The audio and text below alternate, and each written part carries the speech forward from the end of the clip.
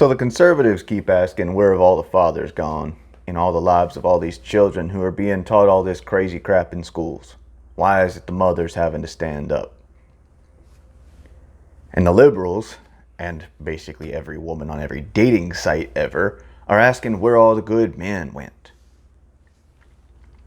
Allow me to answer that for you. Quite simply, those men got forced out of the lives of their children.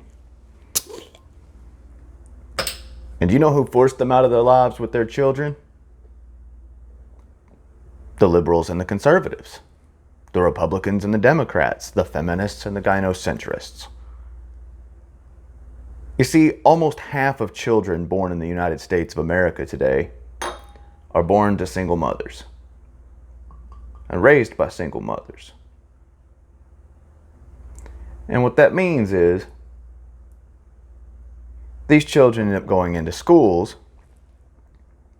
where something like 90% of the teachers and something like 60 to 80% of the administration are women. And this is a school system that was reformed in the late 1980s and early 1990s to change the grading and the curriculum such that it would disadvantage boys and advantage girls because girls weren't making the same kind of grades that boys were. And then they destroyed all of the, industrial arts, agriculture programs, shop class, construction class, those kinds of things. They took all of those out of schools, so those were primarily occupied by boys. And what did they replace them with? Social justice classes. And now you have sociology classes and psychology classes being taught in a lot of large high schools in the United States, and they're trickling their way down into the smaller high schools.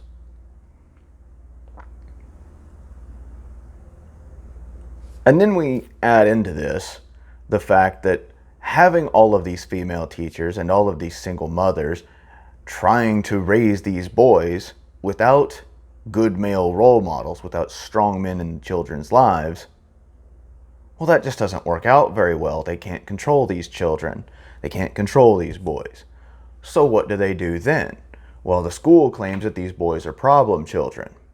Guess what happens after that? Mama puts these boys on some sort of head meds. 8, 9, 10 years old. And the doctors are all too happy to do that because they're getting kickbacks from the pharmaceutical companies. Oh, does that ring a bell? Over the last 2 years, anybody?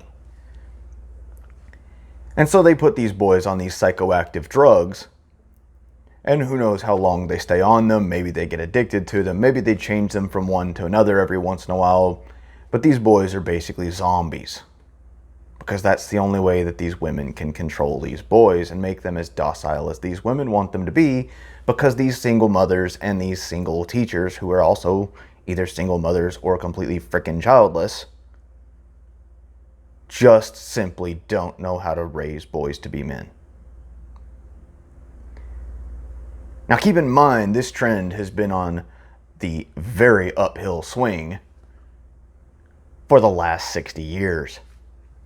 And oh, by the way, let's not forget that while all of this is happening, they're also putting up more and more girls can do anything and girl power posters in elementary schools. And then we've got all of these left-wing lunatics who are indoctrinating your children into this ridiculous gender communism ideology. Who's been sitting by the entire time this is happening because they're allowed to be involved in their children's lives? The mothers. You see, a lot of the fathers aren't allowed to be in their children's lives, and let me explain to you how this works.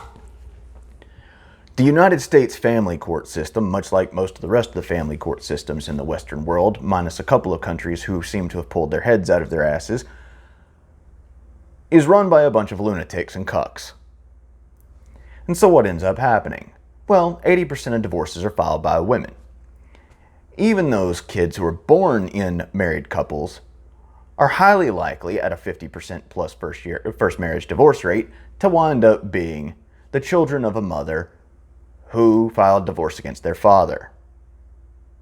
And the number one reason given, and this is actually taken from family court surveys, it's one of the very few things that's actually open about the family court, is I'm just not happy. Well, guess what? I guarantee you after the divorce is done, he ain't happy because the father has to pay his legal bills and the mother's legal bills. And oh, by the way, he has to fight for custody and he's never going to get it. We saw this with the case of Sophie Long, and there's several others that we've seen this with, that even when the mother is abusive and the mother's boyfriend is abusive to the children, nobody cares. Because the father made more money, so that's the way that they're going to be able to collect the child support, and the court and the entities that collect the child support get 50 cents on the dollar pocketed themselves from Social Security via Title 4D. Now, I've been going through all this kind of statistics and all this kind of rigmarole for a few years now because I found out some interesting other things. 90+% of custody cases, somewhere in the neighborhood of 92 to 93, go to the mother, with the father only getting 2 36 to 48 hour weekends a month, and maybe he'll get a holiday like Christmas or Thanksgiving, but never both, with his child. And he might be allowed to come to the birthday party if the mother allows it. Meanwhile, he's got to pay her alimony and child support. And oh, by the way, have you seen some of the awards for child support and alimony that they're giving these women?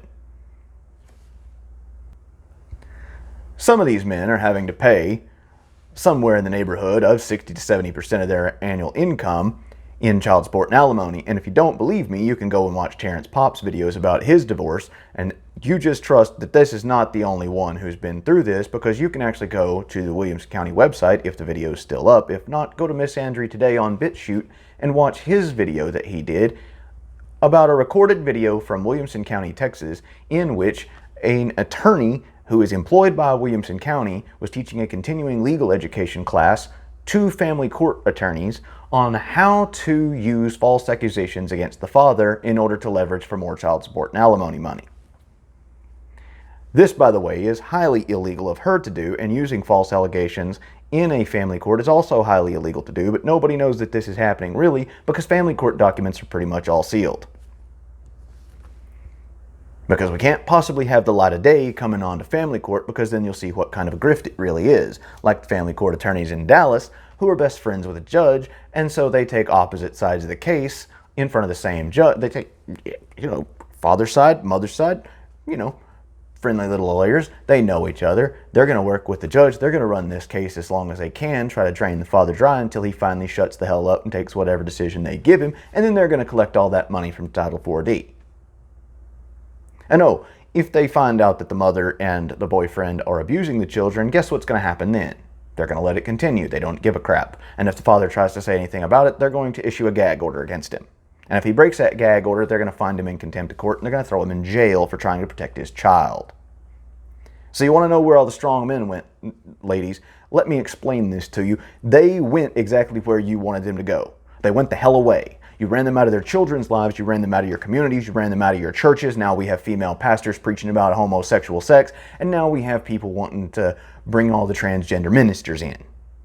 You ran these men out of their children's lives at schools, you ran these men out of their children's lives after school, you ran these men out of their children's birthday parties and Christmas parties and Thanksgivings. You don't get the right to complain about where have all the strong men gone, because guess what? All you women and your simps in government and your simps in the Conservative Party and your simps in the Liberal parties have absolutely wrecked these men's lives. And then you wonder why 3/4 of the homeless are men. So how about you do this, ladies? Instead of pissing and moaning about where have all the strong men gone, you go and take your butts up there and enjoy your matriarchy, and y'all solve this problem yourselves. Because men are tired of this. Men are tired of being blamed for the problems that you and your simps in government created. This goes out as much to the conservatives, preferably more, than it does to the liberals, because the conservatives are the ones who should have known better. But they went right along with the liberals, creating this Miss Ender's family court, this female supremacy built into the legal system that destroys men's lives, and then the conservative women have the audacity to ask, where have the strong men gone? You destroyed them. You helped your leftist friends destroy them. You want to blame the left, you want to blame men, you want to blame everybody but yourselves when you went right along with it. So how about this? And this particularly goes out to the females at the Blaze Media Organization. And all of y'all who are sitting up there hosting these Blaze Media shows, these Daily Wire shows, and wondering where all the strong men went. They went away. You made it illegal for them to be strong men. You made it illegal for them to be involved in their children's lives outside of their visitation. You made it illegal for them to stand up for themselves. You made it illegal for them to defend themselves and their children and their families. And now they have no choice but to suffer in silence, as men have always done. So women, you get to fix this. And the first way that you fix this, first thing that you can do, is dismantle the family court. If you want men to be back in their children's lives, the first thing you do is abolish the family court. The second thing you do is you move divorce and custody cases back into open civil court where they have cameras. As long as the children are not on the camera and their name's not mentioned, we can hide their details. That's fine. But I want the proceedings open. I want the records open. And all men deserve that kind of justice. That's the first thing. The second thing you do is you dismantle Title IX. The third thing you do is you dismantle Social Security Title 4D. Now, women, you need to start lobbying your politicians to do this, because they're not going to do it because, with men wanting to say it, because women are 53% of the voters in American elections. And guess what? 80+% of the women who vote in American elections vote for bigger government and vote for more discrimination against men. You notice all these political parties are not out there pandering to the men. The Republicans and the Democrats and even the Libertarians to a great degree are pandering to women, because they know women are the majority of voters. So it doesn't matter what they do to men. They're always going to win the majority vote as long as they've got women on their side. And there are a lot of soy boys and men who are too stupid to realize that they're getting screwed. Or who are too stupid to realize that every other man is getting screwed and they just happen to be getting lucky. So this is your duty to solve, ladies, because you created this by getting your simps in the government to create this mess and to create this discrimination against men. So now it's your job to get your simps in the government to reverse this stuff. It's your job to get your simps in the government to abolish the family court, abolish Title 4D, and abolish Title IX. It's your job to get your simps in the government to stop teaching police departments in the Duluth model of DV intervention that discriminates against men, and especially male victims. Ladies, it's your job to lobby your politicians to allow men's shelters for male domestic violence victims, particularly those over the age of 12, because there's not one in the United States that accepts male domestic violence victims over the age of 16, only one over 12 other than that.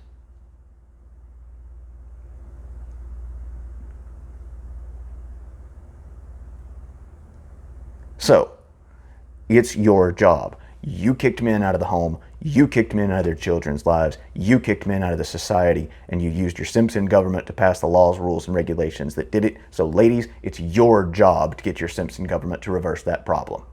It's your job. Stop asking men in America to fix the problems that you created for them.